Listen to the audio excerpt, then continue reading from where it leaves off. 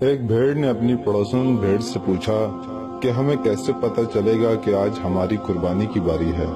جواب ملا، دیکھو، جس دن تمہارے مالک تمہیں بہت پیار کریں، چارہ کھلائیں، پانی پلائیں، تو سمجھ لو کہ اس دن تمہاری قربانی کا دن ہے۔ چنانچہ یہ بات اس بھیڑ نے اپنے پلے باندھ دی، اور ایک دن بالکل ویسا ہی ہوا۔ مالک نے پہلے تو اسے بڑے پیار سے چارہ کھلایا، پھر پانی پلایا، اور پھر اگلے ہی لمحے اسے زمین پر لٹا کر ایک تیز دھار والا آلہ پکڑ لیا۔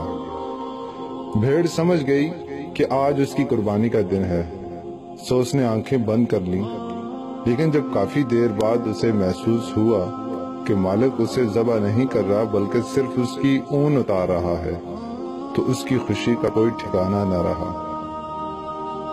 اور پھر یہ سلسلہ ہر 2-4 مہینے بعد وقفے سے چلتا رہا، اور اب تو بھیڑ کو بھی یقین ہو گیا تھا کہ مالک اسے کبھی بھی قربان نہیں کرے گا، اور جب بھی وہ اسے لٹائے گا تو صرف اس کی اون ہی اتارے گا۔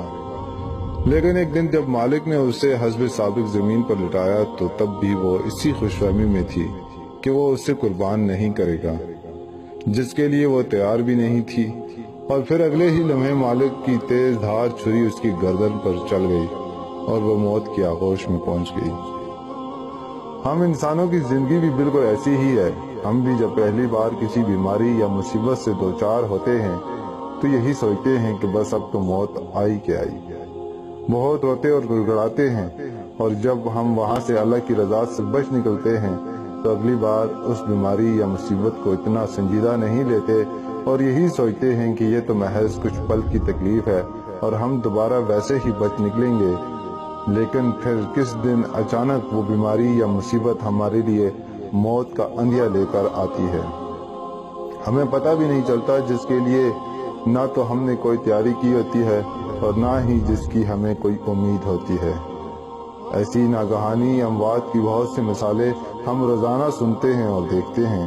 قبرستان ایسے لوگوں سے بھرا ہوا ہے جو یہ سمجھتے تھے کہ بوڑھے ہونے پر وہ اپنی زندگی اسلام کے مطابق ڈھال لیں گے، پر افسوس کہ وقت نہیں رہتا۔ اگر آپ کو ہماری اس ویڈیو سے کچھ سبق حاصل ہوا ہو تو اس ویڈیو کو لائک کریں اور ہمارے چینل کو بھی ضرور سبسکرائب کریں۔ شکریہ۔ رسول